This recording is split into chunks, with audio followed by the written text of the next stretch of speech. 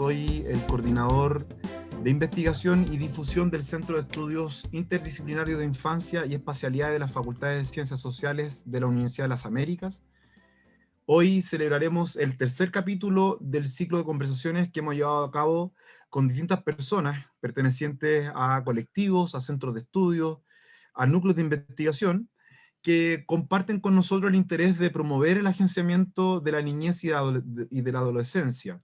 A este ciclo le hemos llamado Hazlo como niño, hazlo como niña, imagina el mundo que viene, conversatorios en torno a la infancia y espacialidad y las prácticas científicas.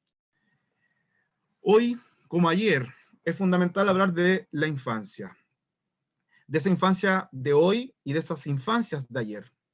Por lo mismo quiero presentar a nuestro invitado, que hablaremos de algunas de estas temáticas y también sobre su especialidad a este tercer capítulo. Buenas tardes, Claudio. Hola, buenas tardes. ¿Qué tal? ¿Cómo estás? Bien. Claudio, te quiero agradecer que hayas aceptado nuestra invitación No, en este gracias. día.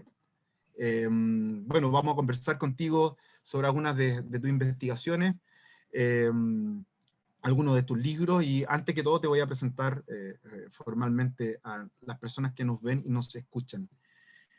Claudio Guerrero es profesor adjunto del Instituto de Literatura y Ciencias del Lenguaje de la Pontificia Universidad Católica del Paraíso. Él es doctor en literatura por la Pontificia Universidad Católica de Chile. Entre sus líneas de investigación, lleva varios años trabajando en relación a la poesía chilena y latinoamericana, con especial énfasis en las estéticas de infancia y memoria, así como también respecto a la relación entre poesía y capitalismo, especialmente en torno a las ficciones poéticas recientes que aluden críticamente a los proyectos neoliberales implantados en el Cono Sur. Con Claudio, dentro de sus diversas publicaciones, dentro de sus libros, vamos a conversar en particular en uno que nos interesa mucho, y es ¿qué será de los niños que fuimos? Imaginarios de infancia y la poesía chilena, que lo tengo acá físicamente.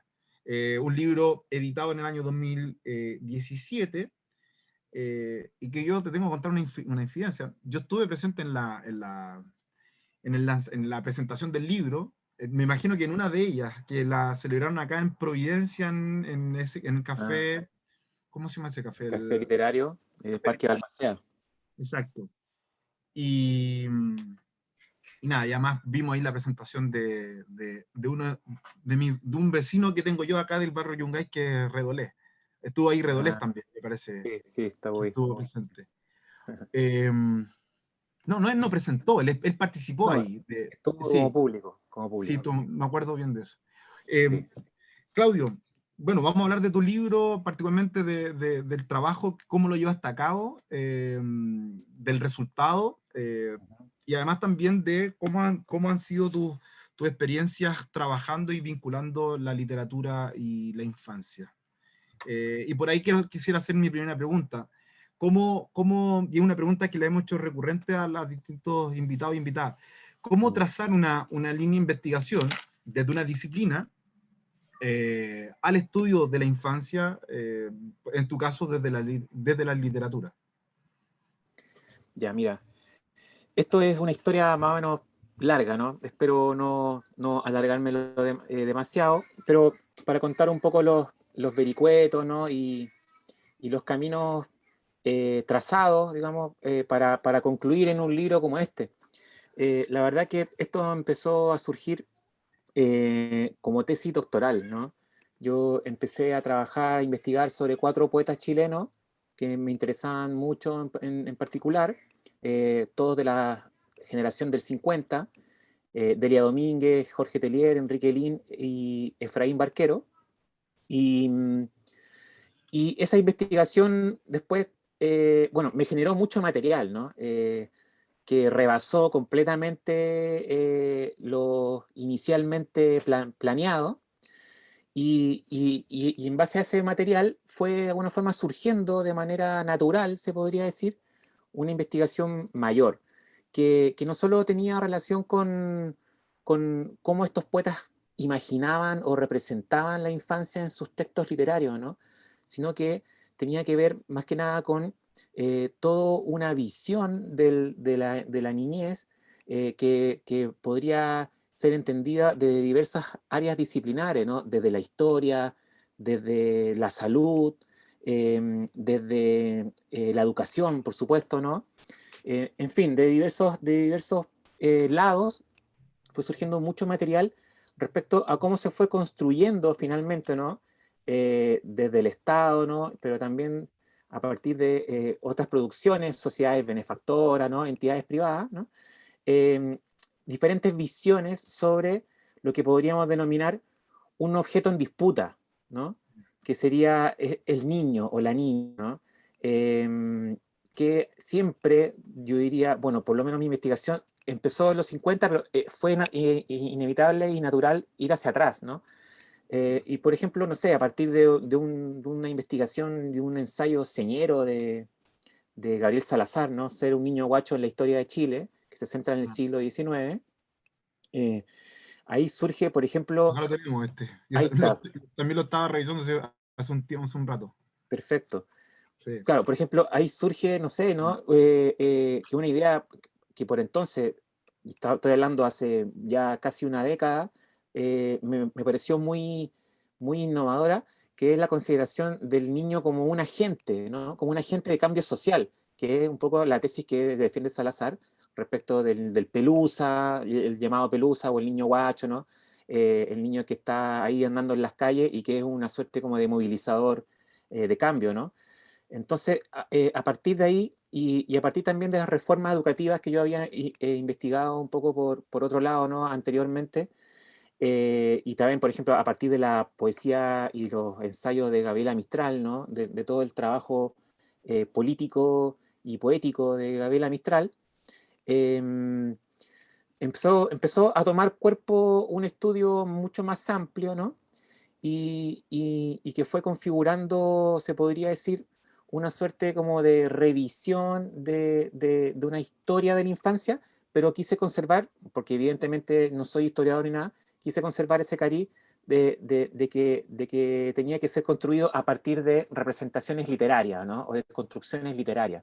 Entonces lo que hice posteriormente fue ampliar la investigación y luego abocarme al siglo XX, ¿no? Al siglo XX, con diferentes producciones poéticas, y eso evidentemente trazado por diversas disciplinas, ¿no? Filosofía, sociología, historia, psicoanálisis, por ejemplo, ¿no?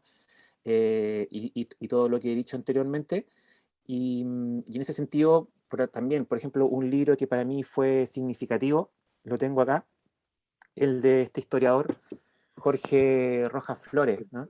Sí. Que construye la historia de la infancia en el Chile republicano, 200 años de vida republicana, y que para mí fue también muy inspirador para profundizar eh, ese aspecto más bien desde lo literario, ¿no?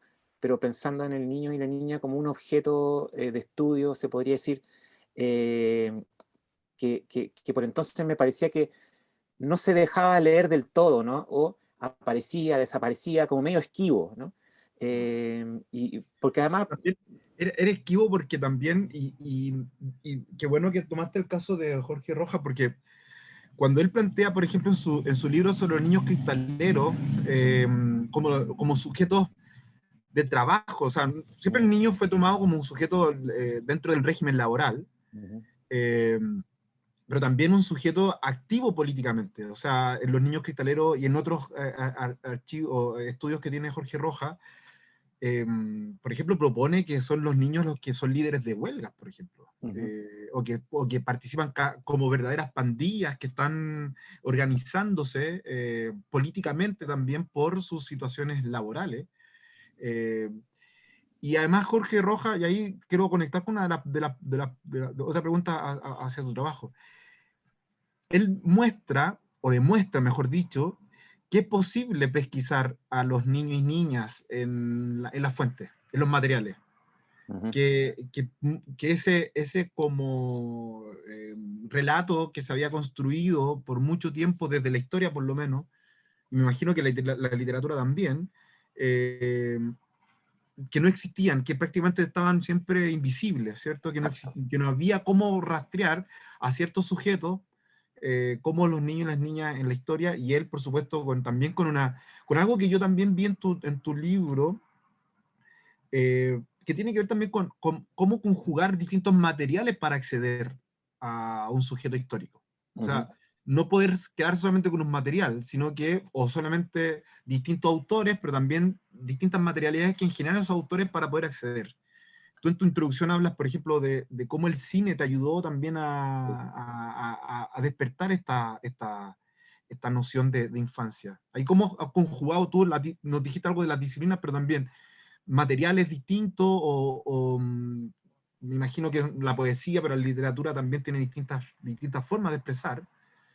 Eh, Mira, ¿Cómo has visto todo ese proceso? bueno, un proceso fascinante, para mí fascinante porque eh, un documento, un libro, me llevaba a otro, ¿no? Y finalmente terminaba configurando una trama que estaba llena de descubrimientos, ¿no? Gabriela Mistral hablaría de el concepto de albricias, ¿no? Así como, ¿Mm? como un hallazgo, ¿no? Ya, Entonces, y de hecho ella concibe la infancia en estos términos, como un hallazgo, ¿no? Como un descubrimiento. Entonces, siempre se me aparecía como, la infancia como algo nuevo, ¿no? Y eso me parecía algo esplendoroso, ¿no? Y de ese lado, entonces, empezaron a surgir diversos documentos. Me fue muy difícil encontrar producciones escritas por niños, ¿no? Bueno, porque tampoco fue el foco mismo de la investigación, sino que en un principio yo me planteé la pregunta, bueno, de cómo se ha pensado la infancia, ¿no? Cómo se ha pensado desde el punto de vista de los estudios literarios, ¿no? Desde la estética, desde la filosofía. Por entonces estaba empezando a leer con devoción muchos de los textos de Walter Benjamin que tiene sobre la infancia, sobre la literatura infantil, sobre los juguetes, etcétera, ¿no? Y a partir de ahí también empecé a configurar toda una trama, se podría decir, eh, que me llevaba hacia varios lados, ¿no? Entonces, de repente se me podía descontrolar un poco el asunto y decidí centrarme en, se podría decir, en las visiones adultocéntricas de la infancia, ¿no? ya. Y cómo desde la adultez se volvía o se imagina o se volvía a representar la infancia y, bueno, con qué pretexto, con qué finalidad o para qué, y una serie de otras preguntas, ¿no? Pero en ese sentido, claro, la literatura, el cine, y sobre todo también determinado cine, por ejemplo, del año 60, que tiene fines políticos, ¿no? Mm. También o sea, los fines de los 60 y el periodo de la Unidad Popular es un periodo radicalmente abocado a la infancia, ¿no? Desde el programa político de Salvador Allende, ¿no? Y el programa del medio litro de leche Las en gráficas, por ejemplo, adelante. la estética, las gráficas son... Exactamente, ¿no? Justamente los pósteres donde aparecen niños y por ti venceremos, etcétera, Mm. etcétera, ¿no?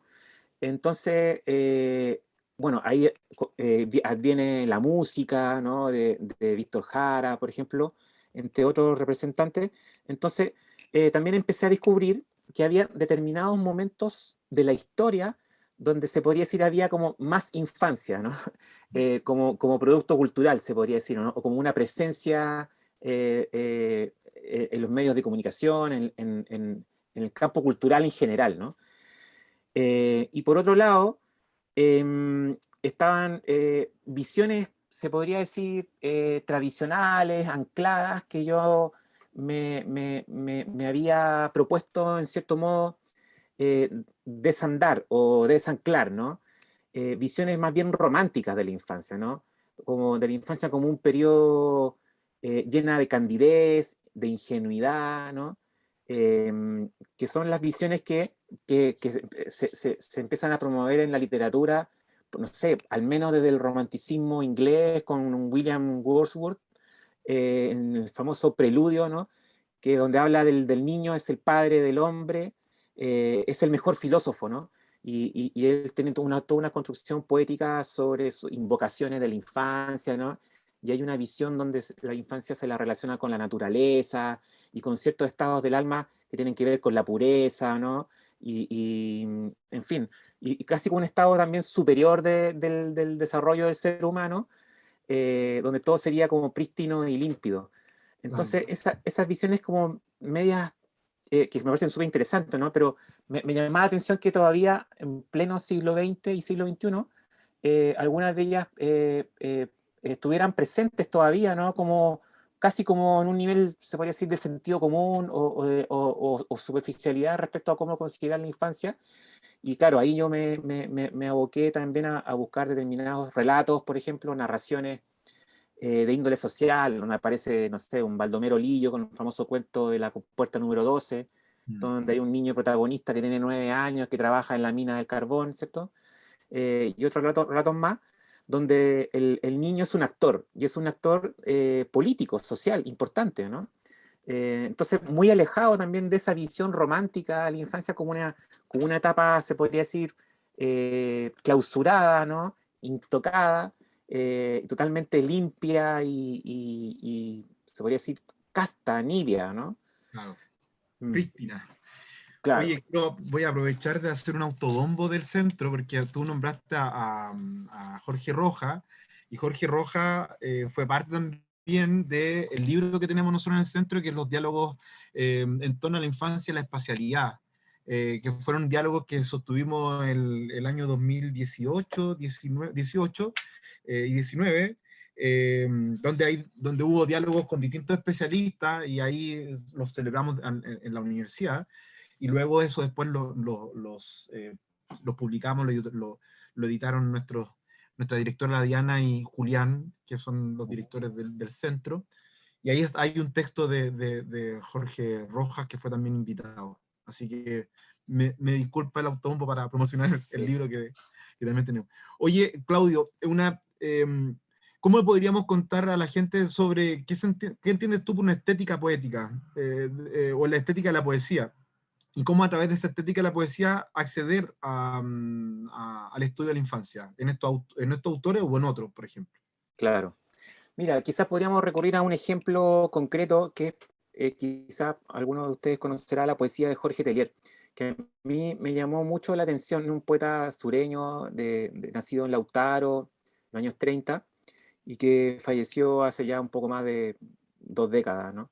Em, a mí siempre me llamó atención, bueno, yo soy un lector de poesía, estudioso de la poesía, ese es mi campo de estudio y de investigación, ¿no? Y además soy poeta. Y siempre me llamó la atención que en la poesía de él estuviera lleno de niños por todos lados, ¿no? O sea, en toda su obra. Y eso para mí fue como una interrogante, ¿por qué este señor, ¿no? Escribe tanto sobre la infancia, ¿no? Y claro, y ahí viene una concepción de la infancia como algo mítico, ¿no? Una suerte como de edad de oro, ¿no? El tópico de la edad de oro o el tópico del paraíso perdido, y que en la poesía de él aparecía quizás en tono nostálgico, ¿no? Con una cierta melancolía, como un tiempo que ya no se podía recuperar, ¿no? eh, Ahí yo percibo, por ejemplo, una determinada estética, ¿no? De la infancia como un espacio al cual el poeta recurre permanentemente o intenta acceder permanentemente a ese espacio, a ese lugar, a esa temporalidad, que podríamos pensarlo en términos teóricos como una suerte de cronotopía, ¿no? Una conjunción de tiempo y espacio a la vez, ¿no? Que sería como algo se podría decir, permanente, ¿no?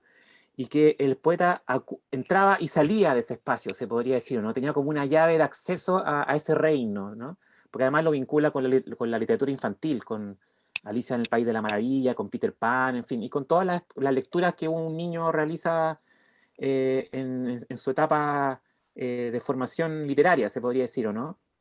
Los famosos cuentos de A y los cuentos maravillosos de los hermanos Grimm, de Anderson, etc. Entonces, ahí yo consideré que ahí hay una estética en el sentido de que hay un procedimiento de un sujeto que, se podría decir, intenta escapar del tiempo actual, del tiempo que le toca vivir, que él lo percibe en términos ruinosos, ¿no? O que le parece un tiempo, podríamos señalar, no satisfactorio para una vida plena, ¿no? Y ir a la infancia sería como una suerte como de refugio. Entonces, a mí me parece que hay como una clave de representación estética para comprender la infancia como un lugar luminoso, maravilloso, en contraste con un presente adulto que se lo vive en términos administrativos, burocráticos, ¿no? Que tiene que ver con la vida del trabajo, con cierto tedio, ¿no? Que tiene que ver con la vida moderna, ¿no? Por una parte, después vendría el contexto dictatorial, que también podríamos leerlo en esa clave política, que la infancia también es una forma de refugiarse de los peligros de allá afuera, ¿no? Una suerte como de reclusión como en un caracol, ¿no? Eh, Ese es un ejemplo, y Claro. bueno, después me encontré con muchas otras formas que me parecen espectaculares. ¿Mm? Y en esa forma, la poesía tiene una estructura, podríamos denominarla así, una estructura literaria formal. No sé si estoy lo correcto ocupando Sí. los conceptos. ¿Cómo uno puede, hay una conciencia, uno puede pesquisar eso de los autores, que hay una conciencia de que están escribiendo sobre la infancia? Y lo digo en esta estructura, o sea, la estructura poética, sin salirse de esa estructura y ser relativamente ordenado para poder escribir sobre algo. Esa estructura te permite, sin duda, escribir sobre la infancia, con todo lo que significa la infancia, más allá de la romantización que recién hablábamos, Mm. o tiene Mira, límites también ahí. o sea, mira, o sea, claro, puede ser algo involuntario, ¿no? Pero cuando uno percibe ya una constante, Ah, entonces se convierte ya en un tópico, ¿no? ah, En un tema. Y ahí ya es donde uno puede empezar a elaborar hipótesis de lectura, ¿no? Y hacer un rastreo eh, interesante. No sé, por ejemplo, otro ejemplo que se me viene a la cabeza es de una poeta de Osorno, Delia Domínguez, que su madre murió siendo muy joven. A mí me llamaba la atención que ella todo el tiempo escribiera poemas sobre la maternidad. Ella no fue madre, ¿no? Sobre niñas y niños, ¿no? Y sobre encuentros entre madres e hijas, ¿no? Entonces, ahí yo, no sé, percibí, yo diría casi en términos psicoanalíticos, una suerte como de obsesión con la idea de una maternidad no vivida o no resuelta o media fantasmática, porque, bueno, la madre murió cuando tenía como 5 años, me imagino que los recuerdos deben ser muy, muy, muy pocos respecto de la imagen real, ¿no? Pero era una presencia en su poesía. Y fue una constante. Y, por ejemplo, en un poema, que no recuerdo en escrito cómo se llama el poema, pero en un poema ella adopta la voz del feto, digamos, o del bebé que está naciendo del vientre de su madre, ¿no? Entonces ella está como narrando, se podría decir, inútero, así como desde adentro, ¿no? Poetizando, mejor dicho, desde adentro, adoptando como se podría decir, la voz de la embrionaria, una voz de embrión, ¿no? Entonces ahí uno ve como una postura, ¿no? Una modulación o una adopción de una voz, ¿cierto? Que estaría ficcionalizando el momento del parto, ¿no?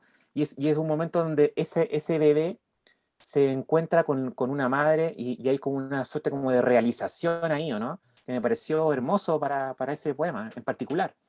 Entonces, no sé, uno empieza a encontrarse con demasiadas cosas que son súper sorpresivas y que terminaron, o sea, que me permitieron construir una suerte como de tipología de la infancia, sí. que es lo que yo desarrollo hacia el final del libro como índice alternativo, que serían como diferentes imágenes o estampas de la infancia, ¿no?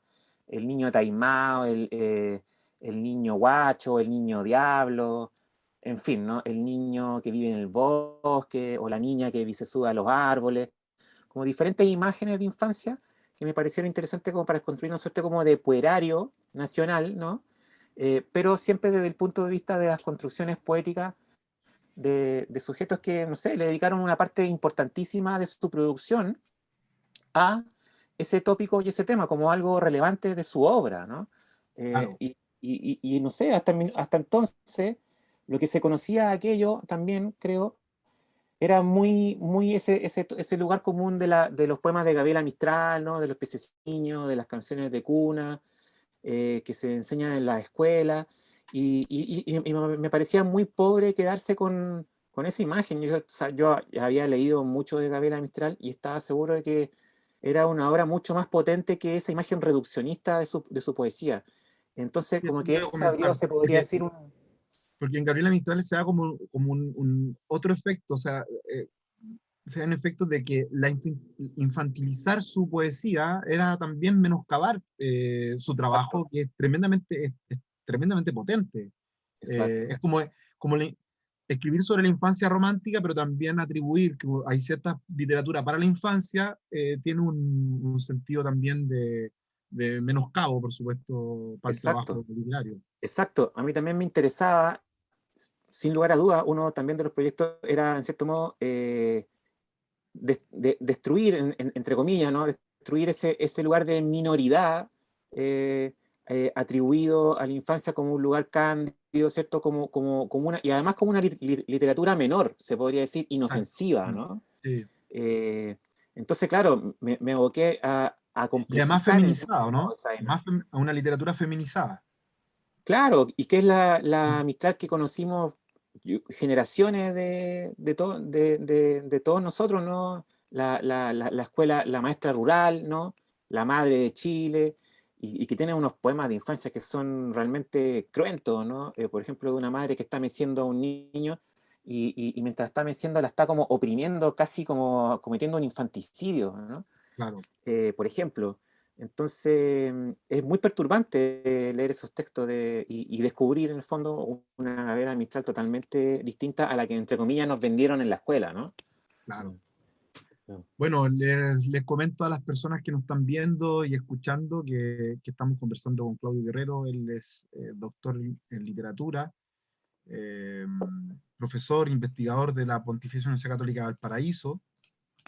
Con Claudio estamos hablando sobre una de sus líneas de investigación que tiene que ver con la estética de la infancia, y en particular un libro que es editado el año 2017, ¿Qué será de los niños que fuimos? Imaginarios de infancia en la poesía chilena. Así que ya nos están llegando preguntas, vamos a hacer las preguntas final de la conversación, pero invito a las personas que las puedan escribir en nuestras redes sociales y ahí vamos a realizarla acá. Claudio, en, ¿cómo, hemos hablado un poco del proceso de tu investigación, de cómo llevaste a cabo este texto particularmente? ¿Cuánto de la experiencia personal hay acá? Algo nos hiciste hincapié al principio, pero en el libro también lo desarrolla y creo que es muy interesante cómo la experiencia personal de la infancia, de tu experiencia personal como un niño, te lleva a investigar también la infancia. Ya. Cómo es el trayecto? Sí, no, mira, es una pregunta súper interesante y que yo la respondería en clave generacional, ¿no? Nosotros somos hijos de la dictadura, ¿no? Y nuestra infancia, la de mucho de la gente que tiene mi edad, ¿no? Fue una infancia problemática en ese sentido, ¿no?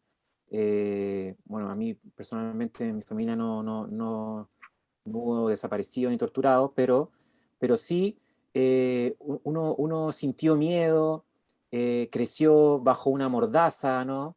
La idea del silencio, de tener que callar, ¿cierto? De no decir, de no entender de lo que están hablando los adultos, ¿no? Que hablan como en voz baja, ¿no? Entonces, una infancia llena se podría decir, de espacios vacíos, ¿no? De interrogantes, de dudas, y además unas cosas que en el proceso también de crecimiento uno va descubriendo, ¿no? Va escuchando en la radio, leyendo las noticias, las cosas que uno ve, que observa, que escucha, también te van configurando un espacio que, que si no es traumático, como lo pudo haber sido para algunos, sí fue muy marcador, muy marcador. Entonces, como toda experiencia iniciática, ¿no? Crecer bajo una bota militar, ¿cierto? O la amenaza de una bota militar, fue algo muy marcador para muchos de nosotros, y algo de eso evidentemente está atravesado en esta investigación, que es como las implicancias individuales o las implicancias personales del sujeto investigador, que en ningún caso es un ente objetivo para nada, sino que todo lo contrario, ¿no? Es un ente totalmente implicado con el objeto de estudio, y eso también es una suerte de vector, ¿cierto? O de impulsor para llevar a cabo una investigación. Entre medio, ¿cierto? Bueno, uno también va compartiendo experiencias con amistades, ¿cierto? Que van de repente mágicamente confluyendo hacia lo mismo, ¿no? Tenía un compañero en el doctorado que estaba abocado a estudiar el libro álbum, ¿no? La literatura infantil propiamente tal, ¿no? Tenía otros colegas, profesores, que investigaban el espacio, ¿no? Desde la geografía, investigaban el espacio de la escuela, ¿no? El espacio de la sala de clase. Yo mismo había ejercido la docencia como profesor en un colegio, ¿no? Educación media. Entonces, y en fin, y así, y otra serie de amistades que estaban un poco pensando más o menos lo mismo, pero de diversos ámbitos, de diversos lados. Y como te comenté también, había iniciado esta investigación leyendo con mucha devoción los escritos de Walter Benjamin sobre infancia, que a mí también me marcaron mucho en el sentido de, bueno, por qué un señor que tiene 30, 40 años, ¿no? ¿Por qué vuelve sobre ese pasado? Y ahí también se conecta entonces con este devenir, ¿cierto?, de la postdictadura, ¿no? De los años 90, del 2000, de problemas de memoria no resuelta, ¿no? Y de manera paralela van surgiendo, al menos en el ámbito literario, toda una literatura, que es la que se denominó desde la crítica literaria la literatura de los hijos, ¿no? Novelas, ¿no? Donde aparece, no sé, por ejemplo, un Alejandra Constamaña o Alejandro Zambra, como algunos de los autores representativos de ese periodo, Nona Fernández ahora más actualmente, que se puede decir compañeros de generación, más o menos de la misma edad, y que también están escribiendo sobre infancia. Entonces, bueno, ¿por qué? ¿Qué está pasando ahí o no? Entonces ahí uno se da cuenta en el fondo de que, y que tiene que ver con la historia de Chile reciente también, ¿no? O sea que hay cosas no resueltas también, no solo a nivel individual, sino que a nivel país, ¿no? Entonces uno de alguna forma como que ahí toma un poco más distancia y se inserta, se podría decir, ya en una dinámica social y política donde las trayectorias de vida, las biografías individuales, las memorias individuales, adquieren más sentido en un contexto de una memoria colectiva. Entonces también me interesó mucho poder hacer ese trazado, ¿no? Más epocal, ¿cierto? De, de los procesos que vienen después de recuperar la democracia, ¿no? Los procesos de memoria, ¿no? Bueno, cómo elaborar el pasado, ¿no? Qué hacer con el pasado, ¿no? En términos políticos, etcétera. Y las consecuencias que tiene de hacer ese trabajo, ¿no? Entonces, se puede decir que es un trabajo que tuvo muchas aristas, ¿no? Por una parte, llevar a cabo una investigación, entre comillas, formal, ¿no? Pero sin duda que tenía implicancias vitales preponderantes, porque además eh, yo estaba empezando a ser padre, entonces ahí surge otro proceso, ¿no? Que también inyecta toda una serie de emociones, ¿no?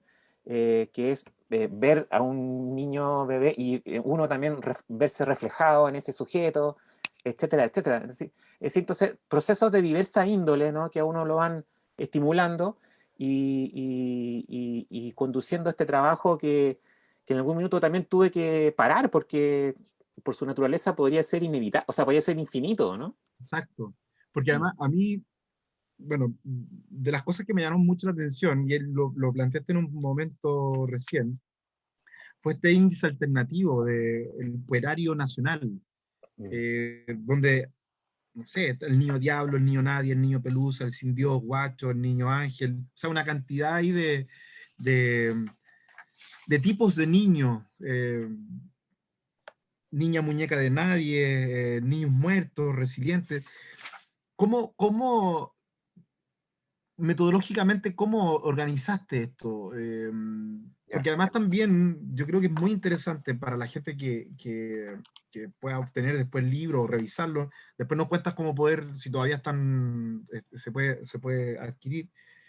Porque además también tú haces una suerte de presentación de una cantidad de autores o de sus trabajos sobre esta temática o sobre este tipo de niños. Entonces también alguien que quisiera hacer un trabajo sobre un niño, sobre niños o niñas, y le llama la atención cuál es el comportamiento, cuál es el tipo, o cuando se denomina un niño monstruo en la literatura, ahí uno puede echar mano, ¿cierto?, a tu trabajo y acceder rápidamente o saber más o menos dónde están ese niño monstruo en la literatura.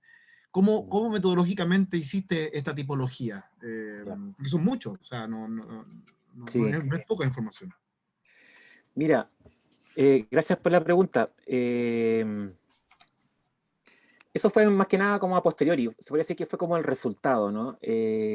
Una vez ya elaborado el libro, que en principio tenía otra trayectoria, que era una trayectoria más bien cronológica, ¿no? Yo lo dividí en tres momentos, con una hipótesis a lo mejor no lo suficientemente robusta, que quizás ahora quizás toma un poco más de distancia, o habría que quizás engrosar o elaborar mejor, pero imaginé más o menos tres momentos, ¿no? Principio del siglo XX, mediados del siglo XX y principios del siglo XXI, donde elaboro una suerte como de trayectoria de la niñez que va de lo público, o sea, del sujeto infantil como preocupación pública, ¿no? Y ahí aparecen algunos hitos como la educación pública, por ejemplo, como un valor, un derecho, ¿cierto?, instalado por parte del Estado para construir o afianzar una nación que se venía construyendo del siglo XIX, ¿no? Para el ascenso de las capas medias, etcétera. Luego, cuando empieza a decaer ese principio de la educación pública de los años 50, 60, algo que también creo que ha estudiado de muy buena manera Sol Serrano en un libro que se llama El Liceo, muy interesante, ¿no?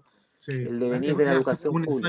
un ensayo de hace un par de años, ¿no? Exacto, ¿no? Que es muy, muy interesante, donde ya en los años 60 se empieza a percibir un cierto abandono o retraimiento por parte del Estado respecto de la educación, ¿no? Y al mismo tiempo surgen capas medias con cierto grado de confort, ¿no? Una cierta clase de burguesa más acomodada. El niño se vuelve más privado, y ahí veo un correlato también con algunos relatos, ¿no? Como que se confina hacia adentro, se podría decir, ¿o no? Y surgen algunos discursos respecto a la familia, ¿no? Como la unidad nuclear de la sociedad, etcétera. Y luego el siglo XXI, fin del siglo XX y principio del siglo XXI, donde hay un abandono total del Estado y donde los niños están ahí a la deriva, ¿no? Un poco entregados a su suerte, que es un poco el paisaje que nos rige actualmente, ¿no? El paisaje neoliberal del ráscate con tus propias uñas, ¿no? De que tú eres el dueño de tu destino y que todo depende de ti, ¿no? Donde el Estado ha sido desprovisto de toda estructura de cobijo, apoyo, y, y ahí los niños están, y las niñas, ¿no? Están entregadas a su suerte, ¿no? Y también hay cierta literatura, sobre todo una generación de poetas que por entonces, años 2000, tenían veintitantos, 30 años, que empezaban a escribir sobre esos niños, ¿no? Sobre niños no sé, iban a la fiesta de la Blondie, ¿no? Y niños jóvenes, ¿no? Pero como muy desapegados, ¿no? De una idea de Estado o de una idea de familia que habían preponderado hacia atrás, ¿no? Esa es un poco la hipótesis inicial. Ya. Y a partir de ahí, tratando un poco pero tampoco fue algo tan taxativo, ¿no? Y a partir de ahí me fui elaborando en pequeños subcapítulos o apartados donde iba, digamos, asociando a determinadas producciones para un momento u otro, porque también tenía que ver con un marco epocal, ¿no? Mucho más complejo de lo que estoy diciendo ahora, evidentemente, con muchas más aristas. Eh, y ahí fue surgiendo, se me ocurrió, ¿no? Que cada apartado tuviera como este título, ¿no? Como una categoría, el niño taimado, ¿no? O el niño diablo. Y así se fue construyendo entonces por sí solo, se podría decir, esta suerte como de categoría o puerario, ¿no? Listado de tipología, finalmente, ¿no? Una tipología de la infancia, ¿no? ¿Cuál de las tipologías fue la que se te presentó de inmediato dentro de tu trabajo? Hay varias que me gustan y con las ¿Puedo leer que algunas de ellas, no? Una por lo menos, elija una, ya, a ver. la que tú quieras. em, por ejemplo, El Niño Diablo, que ¿Ya? es primero, ¿no? Sí, el 38, sí, sí, la página 38, la tengo aquí marcada también. Que está un poco dedicado a la poesía de Carlos Pessoa Belli, em, que fue, bueno, que yo sindico como uno de los primeros poetas de principio del siglo XX que escribe sobre infancia. Tiene una cueca hermosa que se llama El Lustrabotas, de un niño que, bueno, niños trabajadores, ¿no? Como los cristaleros, como decías tú, Sí, sí. que trabajaban lustrando botas, ¿no? Algo muy común en el paisaje citadino, yo diría hasta hace muy poco, ¿no? Hasta hace unas cuantas décadas, ¿no? Por lo menos los 80 Por lo todavía. menos los 80, ¿cierto? Yo Sí, recuerdo haber sí, visto niños. mm, sí, sin duda, sin duda. Em, y ahí, por ejemplo, bueno, aparece esta idea del niño como con características endemoniadas, ¿no? Como Claro, el medio palomilla, el que está siempre ahí como al margen de todo, ¿cierto? exacto, pelusa, también un pequeño delincuente por necesidades de repente, ¿no?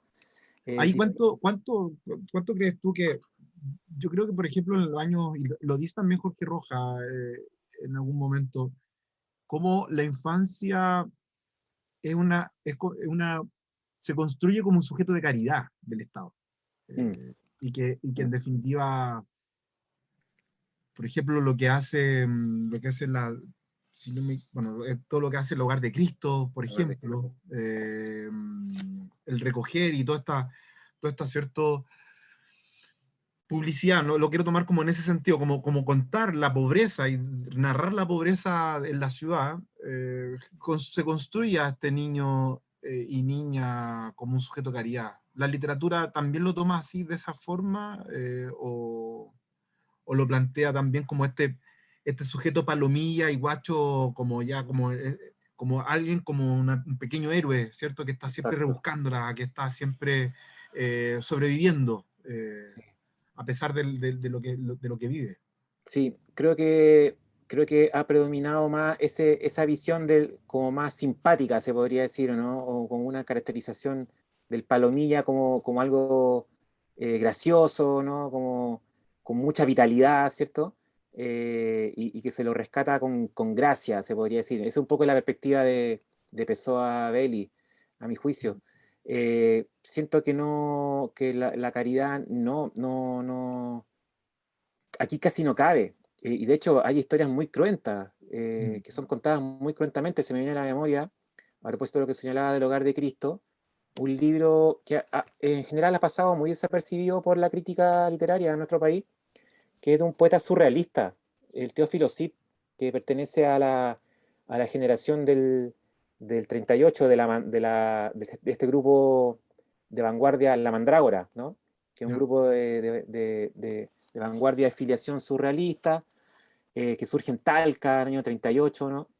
Aparece Gómez Correa, Braulio Arena, Teófilo Cid, entre otros, Omar Cáceres, y él en un texto del año 50, más o menos, como el 54, bueno, el Hogar de Cristo que es del 58, si no me equivoco, pero donde ya está revisando también prensa de la época, ¿no? La revista Arcilla y Sí. otros textos que leí de los años 40 y 50, ya está, digamos, en la opinión pública, ¿no?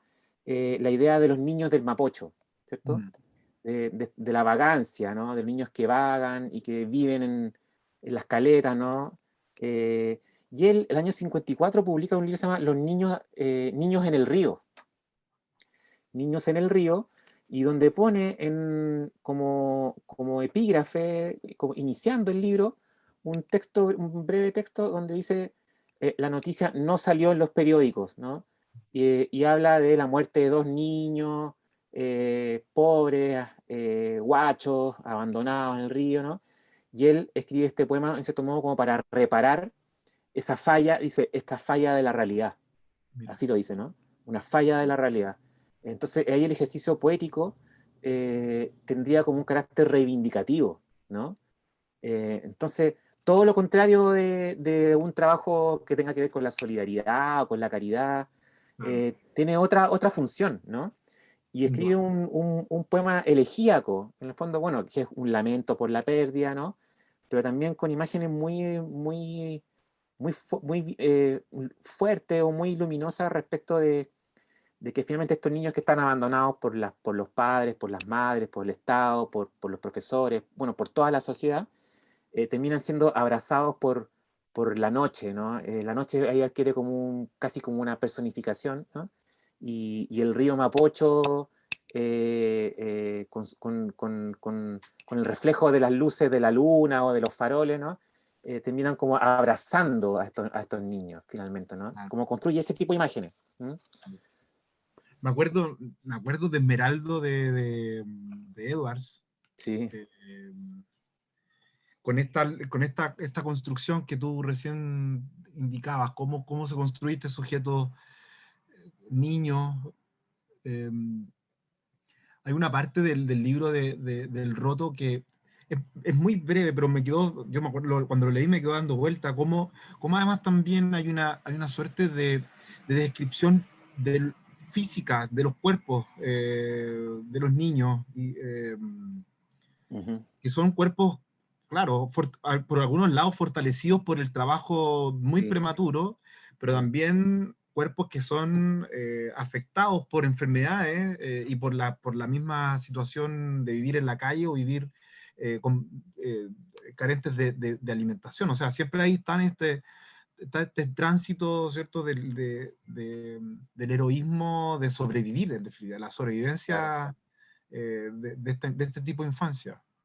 Sí, eso, mira, eso diste ahí con una clave súper interesante porque, claro, o sea, es difícil también, en cierto modo, como delimitar la infancia, ¿no? O sea, Mm, o sea, ¿qué entendemos por infancia, no? Es como también un marco, ¿no? Y un rango de edad muy difícil de determinar. Pero en particular me interesaba mucho esa zona como más ambigua, fronteriza, entre cuando se deja de ser niño y se es ya adolescente, un poco adulto, ¿no? O un poco de uno, un poco de otro, ¿no? Y una cosa como muy fronteriza, muy ambigua, que a mí me fascinó mucho verla en algunas películas, en particular, a propósito del cine, ¿no? Una película de François Truffaut, Los 400 golpes. No sé ya, si sí, alguna la habrás visto, un clásico de los años 60, ¿no? no. De un niño que lo llevan a una correccional por una tontera, ¿no? Estamos hablando en París, años 60, ¿no?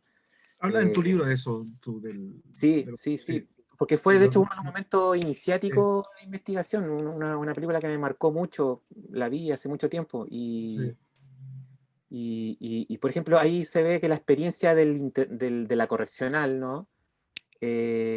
Marca un antes y un después en este niño que sus padres no se pueden hacer cargo de él, y en cierto modo como que lo abandonan, ¿no? O lo entregan, ¿no? Y, y el paso por ese espacio es como el fin de su infancia y el comienzo de la adultez, ¿no? Y la película termina con un primer plano, con el rostro del niño llegando, bueno, se escapa de la correccional y llega a la playa, y el rostro es un primer, o sea, la última escena es un primer plano del rostro del niño, donde sigue siendo igual un niño, ¿no? O claro. sea, como que creció, pero igual sigue siendo un niño. Entonces, esa cosa difusa, a mí me causaba mucho interés indagarlo en algunos textos literarios, eh, porque lo había visto en el cine con mucha frecuencia y también en algunas narraciones, como la del Roto, como Esmeraldo, por ejemplo, un niño que vive en Sí, un prostíbulo, ¿cierto? exacto. Y Claro, abrazado por el prostíbulo, y por la. No, cuando tú narraste de este caso de Teófilo Cid, él, si no me equivoco, ¿sí? sí. Me acordé inmediatamente de Edwards. Mm. Bien, Claudio,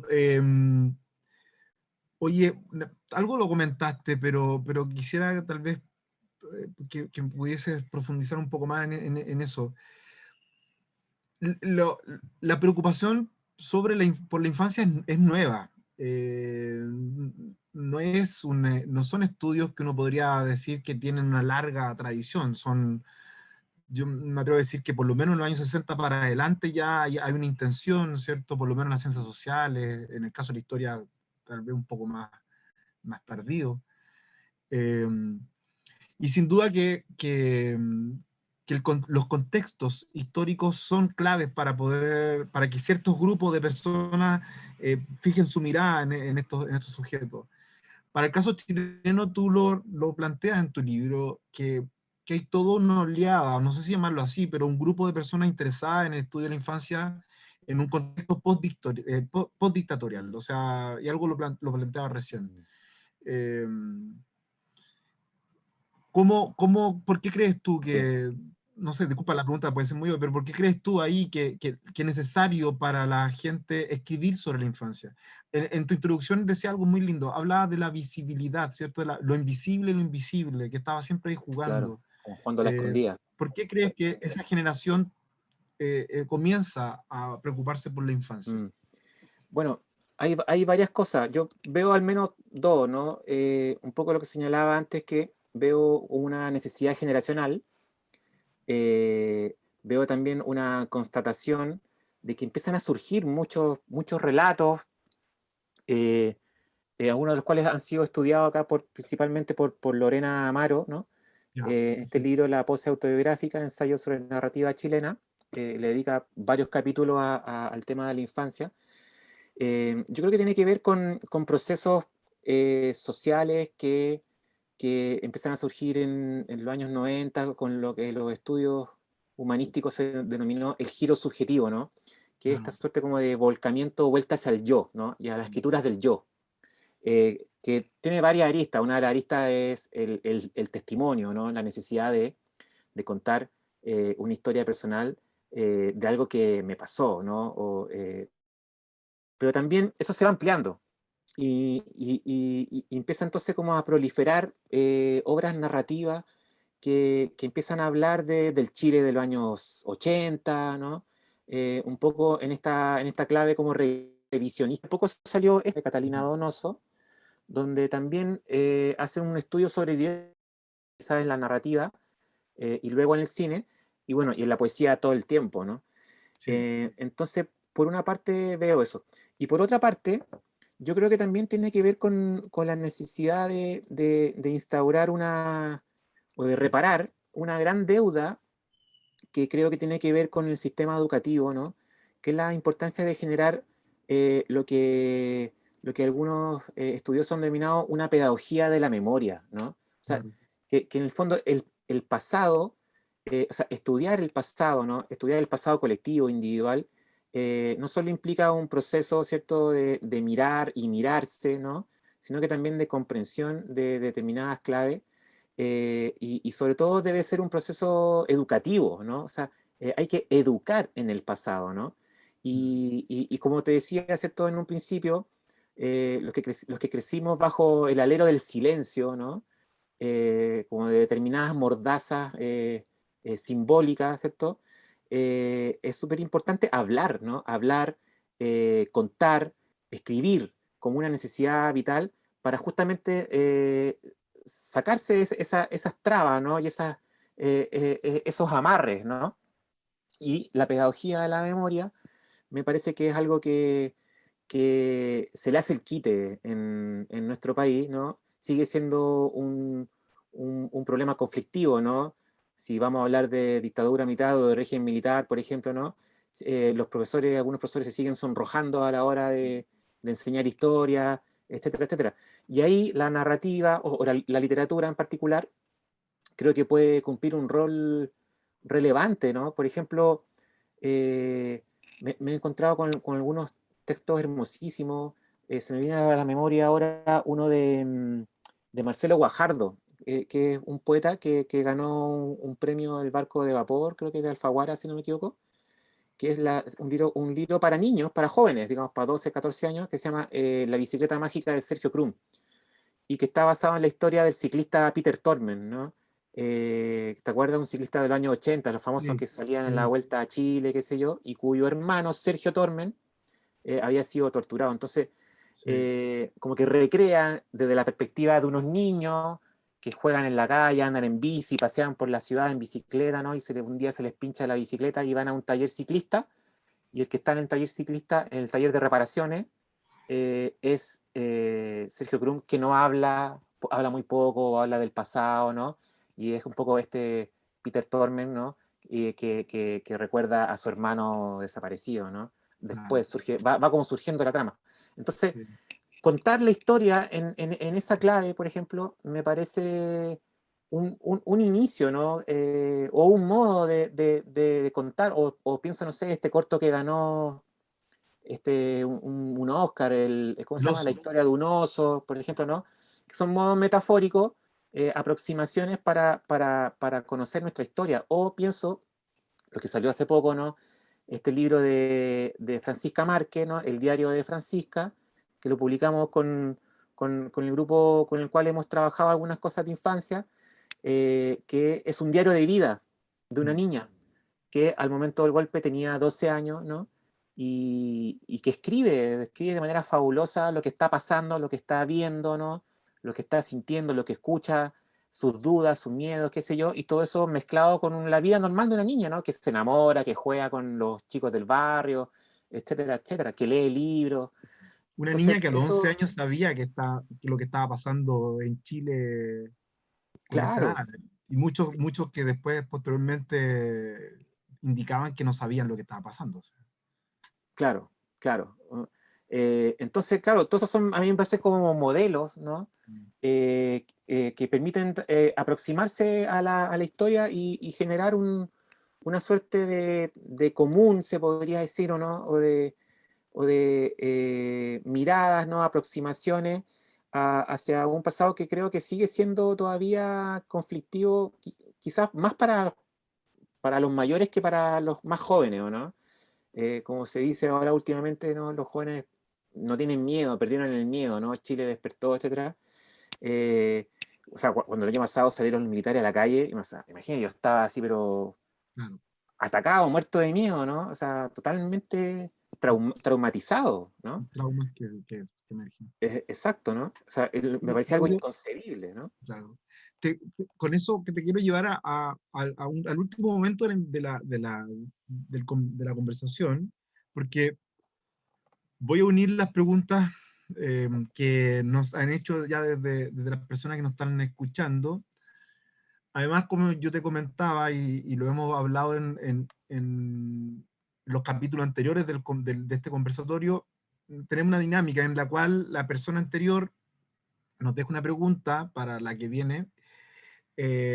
Nosotros editamos el video, se lo mostramos en este caso a la persona con la cual estamos conversando, y son preguntas actuales, son preguntas de cómo rastrear esta infancia en la actualidad, cómo esta infancia que ya no es, seguramente no es, o no necesariamente el silencio la que los pone como marco de enunciación, sino más bien eh, el alarido en la calle, en las manifestaciones, o también en el contexto en el cual estamos nosotros actualmente con la pandemia, encerrados en la casa. O sea, se da este fenómeno en el cual el espacio público se ocupó de manera tremendamente impresionante y de repente tenemos que confinarnos nuevamente o tenemos que confinarnos en nuestros hogares.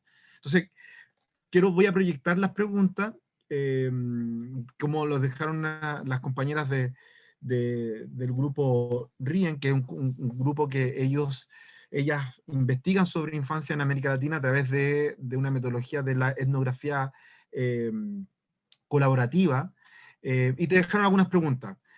Si por tema de la transmisión no se entiende bien, nosotros la leemos para que la puedas tú responder, o por lo menos con una estaría bien, y ahí yo te conecto con las otras preguntas del público. ¿Te parece? Voy a Vale. transmitir, compartir.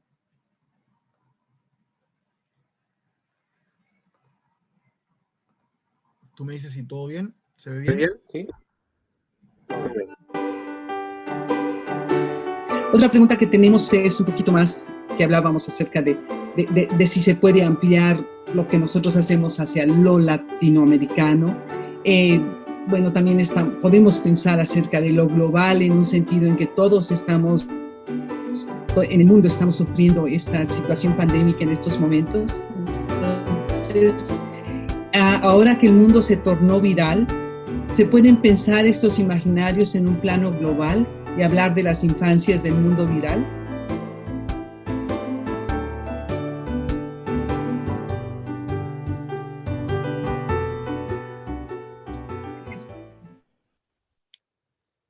Mira, eso fue una de las preguntas sí, aquí está, que fue una de las preguntas que nuestras invitadas también lo indicaron con respecto a, o sea, ellas quieren llevarte a la pandemia, al contexto actual. ¿Cómo, cómo los cambios que se experimentan en la infancia de alguna otra forma se van a reflejar en estos imaginarios que tú investigas también? Y cómo desde lo adultocéntrico y etnocéntrico se van a construir estas infancias, estos imaginarios. O sea, es llevarte a la actualidad. ¿Cómo sospechas tú? Yo sé que no hay respuestas, pero si tienes alguna sospecha dentro de tu experiencia. Sí, mira, respecto de esto, he participado más bien como testigo, como observador de algunas experiencias que tienen que ver con la idea como de escuchar a los niños, ¿no? Que es, en cierto modo, algo que esta investigación que yo llevé a cabo, o sea, llega hasta ahí, se podría decir, ¿o no? Llega como hasta el momento de cómo se los piensa, ¿no? Pero se podría decir que en estricto rigor, los niños no hablan ahí, ¿no? No hablan por sí mismos, ¿no? Sino que son hechos a hablar, ¿no? En este libro que yo construí. Entonces, a mí me hace mucho sentido porque siento que un paso natural y necesario y urgente es escuchar a los niños, ¿no? Escucharlos de su propia voz, ¿no? En primera persona y abrir esos espacios para comprender, digamos, cómo están viviendo, por ejemplo, ¿no? El contexto de la pandemia o lo que pasó en Chile en octubre del año pasado, ¿no? El estallido. Entonces, por ahí me he encontrado con algunos trabajos que tienen que ver con cuentos, con construcciones, con cuentos, incluso con canciones, donde los niños han sido y las niñas han sido protagonistas y han construido, por ejemplo, hay una canción que no recuerdo el todo cómo se llama, pero donde participa Pascuala y la Vaca, entre otras personas, ¿no? Y que es construida con niños, ¿no? O sea, no para niños, sino con niños, ¿no? Y ahí, bueno, ahí uno puede percibir cierto, un giro importante en la metodología que siento que hoy es urgente, ¿no? Es urgente entender qué es lo que están viviendo y qué es lo que están, se podría decir, padeciendo, por ejemplo, en este contexto de encierro, donde estamos todos locos, ¿no? Estamos todos, eh, entre comillas, enfermados por este encierro que se ha hecho insoportable, ¿no? Para muchos. Entonces, bueno, ¿cómo están viviendo los niños el aislamiento, no estar con sus padres en la escuela, no poder jugar en el patio, por ejemplo, ¿no? Que es un momento de socialización importantísimo para configurar la personalidad y sentir bienestar, y etcétera, ¿no? Sentirse parte de una comunidad, etcétera. Entonces, claro, yo creo que ahí surge la pregunta, ¿cómo abrir esos espacios? ¿Cómo construir esos espacios para que Mira, las niñas y hay los una niños pregunta puedan? que creo que se vincula muy bien con lo que nos va a permitir que tal vez tú puedas profundizar más en eso. Dice, la voy a leer textual, dice, dice, cómo la creación de estas narrativas de los niños, de las niñas, con los niños y las niñas, pueden ayudar a la construcción de una sociedad que favorezca el agenciamiento de ellos y de ellas como actores sociales. Mm. Mira, o sea, eso me parece evidentemente clave, ¿no? O sea, las niñas y los niños son sujetos creativos, son sujetos de derechos, son sujetos pensantes, ¿no? O sea, tienen a veces las cosas mucho más claras de lo que uno cree, ¿no? Y solamente no tienen los espacios para expresarse, ¿no? Libremente. Entonces, me parece que hay que seguir trabajando, ¿no? Ese potencial de agenciamiento, ¿no? De la infancia, ¿no? De considerar a la niña y al niño como sujetos protagónicos, ¿no? Que tienen voz, que tienen cuerpo, que tienen historia, que tienen pensamiento político también, ¿no? Que tienen una opinión sobre lo que está pasando, sobre lo que ven o lo que incluso no ven, solo pueden imaginar y pueden construir eh, reflexiones en torno a eso. Y simplemente creo que es muy cómodo por parte de la visión adultocéntrica echarle tierra a eso, ¿no? Y ponerle, digamos, un pie encima y considerar que no tienen esa capacidad ni ese poder de expresión y porque tienen que someterse a las leyes de los adultos, ¿no? Bueno, hay que construir esos espacios, que todavía son insuficientes los pocos que hay, eh, o son más bien, no sé, bueno, las escuelas en este minuto están todas detenidas, ¿no? Pero, por ejemplo, no sé, desde un punto de vista así exclusivo, por ejemplo, de la educación sexual, por ejemplo, ¿no? Que prácticamente no hay en Chile. O sea, los niños no pueden hablar libremente de la sexualidad, ¿no? Es un tema tabú, por ejemplo, ¿no? Y los niños tienen, tienen sexualidad desde el momento en que nacen, ¿no?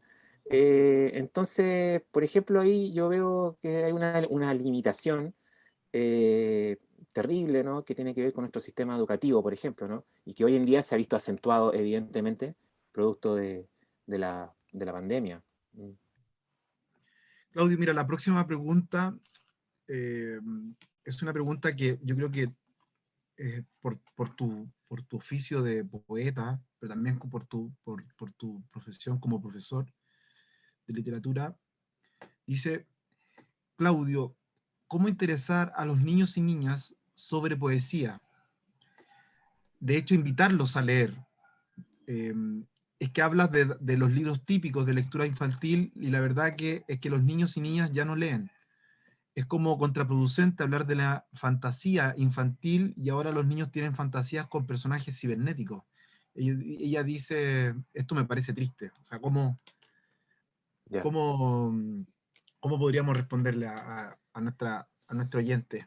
Sí, mira, yo soy partidario de pensar de que no hay, de que hablar de literatura para niños es en cierto modo contraproducente, ¿no? O sea, lo que yo creo es que los niños pueden tener la capacidad de leerlo todo, ¿no? Ahora, ¿qué comprenden de aquello? Ya es otra cosa, ¿no? Pero más que eso, lo que yo creo que hay que hacer es motivar, ¿cierto? Es propender a, a la curiosidad, ¿no? A la búsqueda del conocimiento, ¿no?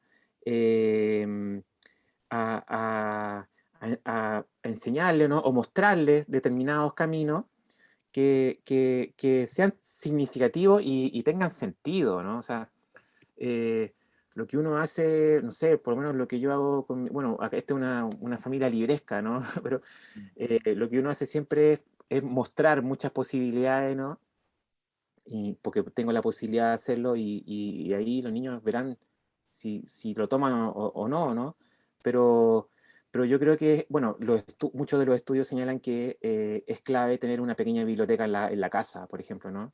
Eh, ver que los padres son lectores, por ejemplo, porque nosotros moldeamos, ¿no? Y somos modelos y cuando nos ven leyendo, los niños también a veces imitativamente quieren hacer lo mismo, aunque yo tengo una niña que no sabe leer, pero se sienta conmigo a hacer como que está leyendo, por ejemplo, ¿no? Eh, por último, ve las imágenes, qué sé yo. Entonces también es un momento como filial, emotivo, o sea, de compañía, ¿no? De afecto, ¿cierto? De un lugar afectivo también, ¿no? Eh, bueno, yo no tengo una clave para enseñar poesía. Yo hay muchos modos. Uno puede partir con canciones, por ejemplo, con canciones que donde se vean la dimensión, por ejemplo, o poemas que se vea la dimensión rítmica de los poemas, ¿no? la rima, los juegos de sonido, ¿no? El carácter lúdico de la poesía. Me parece que puede ser un gran comienzo. O derechamente partir con canciones que juegan con rimas, por ejemplo, ¿no? Incluso las que puedan provenir del hip hop o lo que sea, ¿no? O sea, yo creo que cualquier elemento puede ser gatillante. Como yo señalo en el libro, por ejemplo, yo siempre digo de manera simbólica que yo me inicié literariamente leyendo revistas periodísticas Exacto. de contingencia nacional, la revista Hoy, la revista Análisis, que a mí me causaba mucha curiosidad porque estaban guardadas le llamamos el cuarto de los cachureos, ¿no? Estaban amontonadas, ¿no? Y de repente un día aburrido, un sábado en la tarde, qué sé yo, sin hacer nada, de repente me iba para allá y de repente me ponía a ojear y me ponía a leer, ¿no? Y así también me fui enterando de muchas cosas que estaban pasando en el país. Entonces, también hay algo azaroso en esas búsquedas, ¿no? Es difícil entregar una receta, eh, Ah, pero sí creo que hay que empujar un poco, ¿no? Tratar de empujar un poco hacia determinados lugares que puedan hacer enganchar a las niñas y a los niños. Bueno, y si no enganchan, bueno, no hay problema. A lo mejor lo hacen más adelante, creo yo, ¿no? Eh, creo que por ahí va un poco el asunto, ¿no? sí, yo creo que, o sea, lo importante es tener una pasión, diría yo. Eh, Podría ser la lectura, puede ser vivir una pasión, creo que Mm, es lo más lindo que podría suceder. A muchos que nos gusta, a mí, por ejemplo, me da un poco de temor, yo también soy un librero casi fetichista, por decirlo de alguna forma. Me gusta mucho, me gusta el libro como material también, me gusta claro. observar sus ediciones. eh, y claro, me da un poco de temor pensar la muerte del libro, como algunos lo han presagiado.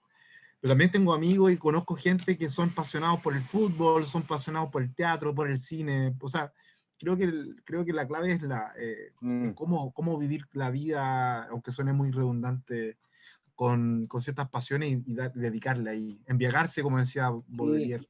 concuerdo Mm. contigo. O sea, sea la que sea, ¿no? Eso es de tener un espacio de realización, de Exacto. De vocación, creación, ¿sí? de creatividad. Mm. Claro, de interés y de realización, que además Sí. genera retribución, ¿no? Genera placer, me parece valioso, sea lo que sea, ¿no? Puede ser la Mm. música, el deporte, incluso el videojuego, si te gusta un videojuego, bueno, juégalo y disfrútalo, ¿no?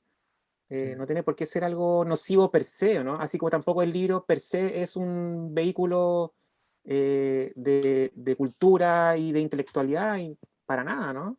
Ah, Cada uno toda la construye razón. su camino. Mm. Sí. Claudio, vamos a ir terminando. Cuéntanos cómo la gente interesada en tu libro, cómo poder adquirirlo, porque esto es del 2017. Ya, Eh, sí. Dinos dónde pueden encontrar. eh, Mira, les voy a sí. pasar el dato más fácil, lo pueden descargar si quieren, de Ah, forma muy bien. gratuita, Qué mejor. en la página de la editorial que es Ediciones Inubicalista. eh, Ediciones, o sea, si ponen en Google, no sé, Ediciones Pero Inubicalista, hagámoslo así, aparece. tú compártenos la página y nosotros cuando subamos el material lo podemos adjuntar. Claro. O si lo manda ahora, nosotros lo podemos también subir al Facebook de la Ah, lo gente voy que a nos buscar, sí. está. Te voy a mandar Sí, el link. Sí, dale, porque, mándanos por interno y nosotros lo subimos ahora al Facebook para que. vale, sí, mejor, así más automático. Porque Sí. lo otro es comprarlo, pero en realidad, bueno, este es un libro que se agotó y no ha vuelto a ser. O sea, sí, debe quedar por ahí algún ejemplar en alguna parte, pero no, la verdad lo veo muy difícil, creo que está muy, muy agotado. Entonces, y no creo que vuelva a ser reimpreso quizá en cuánto tiempo más. Entonces, lo más fácil es, lo voy a buscar, lo más fácil es descargarlo, ¿no? De manera gratuita y no hay ningún problema, en Perfecto. formato PDF. Estoy buscando la página, te lo voy a compartir. Dale, ¿Mm? dale. Bien, hemos conversado con Claudio Guerrero. Claudio es doctor en literatura, profesor, investigador de la Pontificia Universidad Católica del Paraíso. Claudio ha tenido un trabajo, yo diría, prominente, porque tienes muchas publicaciones sobre memoria, sobre infancia, sobre proyectos críticos neoliberales en el Cono Sur. Por lo tanto, yo te quiero agradecer, Claudio, que hayas aceptado trabajar con nosotros, o sea, conversar con nosotros. Seguro la gente que observó, miró y escuchó se va con las mismas ganas que me voy yo de haber conversado contigo, de estar atento a tu trabajo y desearte lo mejor, pues en este contexto que también es tan complicado para todos y todas, no solamente para la infancia, sino también para los adultos. Estar confinado ha sido complejo también. Así que te deseamos éxito y nada, el centro de estudios, vamos a estar siempre atentos a lo que tú necesites y espero que nos podamos volver a ver prontamente, físicamente, diría yo. No, oye, muchas gracias por el espacio. Bueno, siempre para uno va a ser un placer y son escasos los momentos donde uno puede hablar con plena libertad del trabajo que uno hace y le apasiona, así que de verdad ha sido un momento muy motivante para conversar sobre algunas de las cosas que uno hace. Así que muchas gracias. Bien. Bueno, Claudio, como lo habíamos dicho en nuestros capítulos anteriores, Claudio después nos va a dar una pregunta para nuestra próxima invitada, que desde ya los vamos a dejar invitados e invitadas a ustedes que nos están siguiendo en estos conversatorios. La próxima semana, el próximo jueves, va a ser el último capítulo de un conversatorio de 4 capítulos. Vamos a conversar con Marjorie Murray, ella es antropóloga, ella es especialista en cultura material, antropología del consumo, maternidad y crianza, por las mismas redes sociales, a través del Facebook del centro, a las 6 de la tarde. Conversaremos con Marjorie, que además también es la directora de la Escuela de Antropología de la Universidad Católica. Así que yo también me despido. Muchas gracias nuevamente, Claudio, por acompañarnos y nos vemos la próxima semana.